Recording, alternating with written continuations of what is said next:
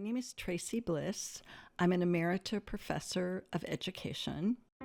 When I was a very young girl, my great-great-aunt, Jenny Bliss Jeter, who lived to be 100, and I've always thought it was so she could tell me this story, insisted that I promise her that I would never forget the story of Big Basin. The Big Basin movement, which many say began the environmental movement in the United States, started at Stanford University on May 1st, 1900. And it was led by a Santa Cruzan, and it involved several women who were going to be instrumental as journalists and publicists for the movement. And 4 of those women were really responsible for 90% of the publicity that saved Big Basin. And what those women did is they consolidated what was the primary goal of what the Sempervirens, which that was the name that 2 weeks later was given to the movement that started at Stanford. What was their primary goal? It was that Big Basin Forest be preserved in a state of nature.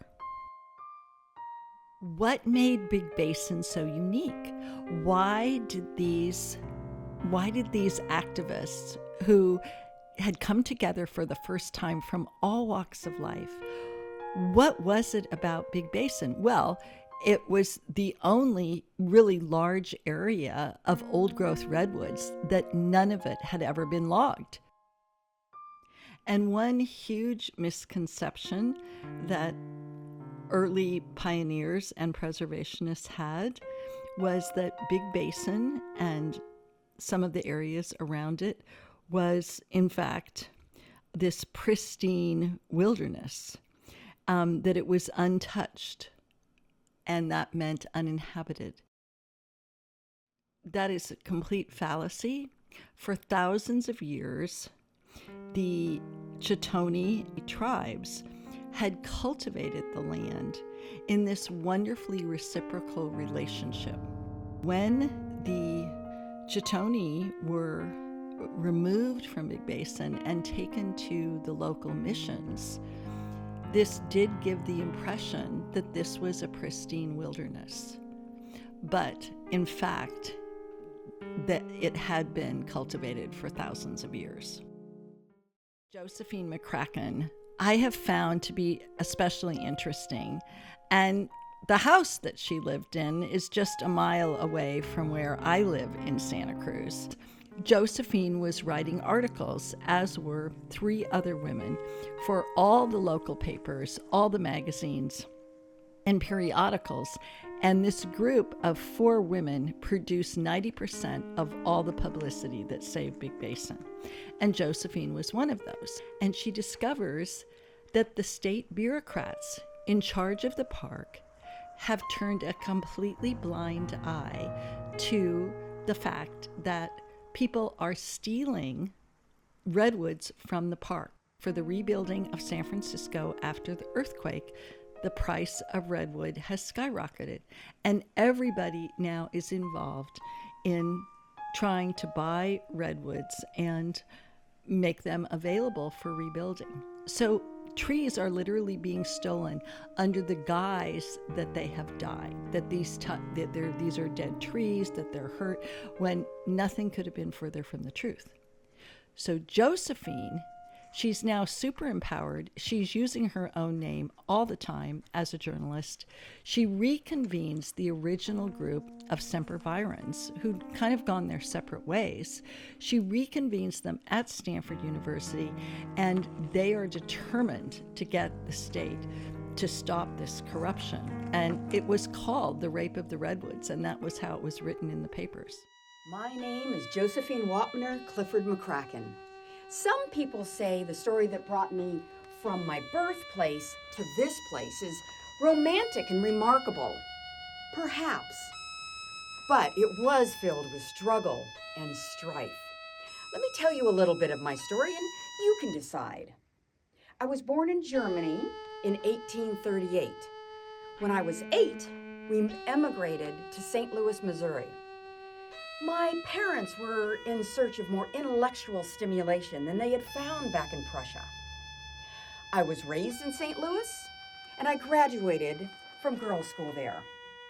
In 1864, I married Lieutenant James Clifford. This was during the Civil War, and we moved west with his encampment. That time was filled with new sights and sounds and stories, military life. But it was also filled with pain. Little did I know on my wedding day that I had married a madman, a murderer. I had 2 years of pain and abuse. Twice I tried to escape, but James found me and dragged me back. But finally escape I did, and in 1867 I made my way to San Francisco. I realized I would need a way to support myself. I'd always dabbled in writing, but I took it up in earnest. And I did well enough to afford property in the Santa Cruz Mountains. A ranch I named Monte Paraiso, Mountain Paradise. And paradise it was. Rolling hills, waving grasses, wildflowers dotting the landscape, and ancient stands of redwoods around the property. And then fortune smiled upon me. In 1882, I met and married Jackson McCracken, Mac. Mac was a sweet and kind man. We had a loving and kind marriage. He was a gentle man, especially as compared to James. But then, fortune changed, turned against us. In October of 1899, a horrific fire raged through the Santa Cruz Mountains, destroying everything in its path. The men of the mountains went out to fight it, including my Mac. They risked life and limb. They fought hard, and eventually they did subdue it. But not in time for Monte Paraiso. It was all burnt, all gone, all lost. I had a revelation, though, as I looked around the property. I realized that in time, the grass would still grow, the wildflowers would come back. We could rebuild the ranch, the buildings, the fence, our home. But those ancient stands of 2,000-year-old redwoods, I could not rebuild them. I could not regrow them. It was at about this time that a gentleman, Andrew P. Hill, a noted photographer and painter from San Jose, came by Monte Paraiso. He had been hired by an English magazine to illustrate a story on the fire and its aftermath. As Andrew and I talked, we realized we were like-minded in our concern for the destruction of the redwoods. They were being destroyed not just by fire, but by the woodsman's axe, and at an alarming pace. We decided, Andrew with his painting and his photographs, me with my writing, that we would work together to save the redwoods. With other conservation-minded individuals and groups, women's groups, bankers, business people, clergy, scholars, researchers, citizens of Santa Cruz, San Mateo, Santa Clara, of California. We all banded together to save the redwoods. That was our rallying cry. And we fought hard. We traveled the state. We gave speeches. We wrote postcards. We pleaded with our legislature to save 3,000 acres of old-growth forest in a place in the Santa Cruz Mountains called the Big Basin.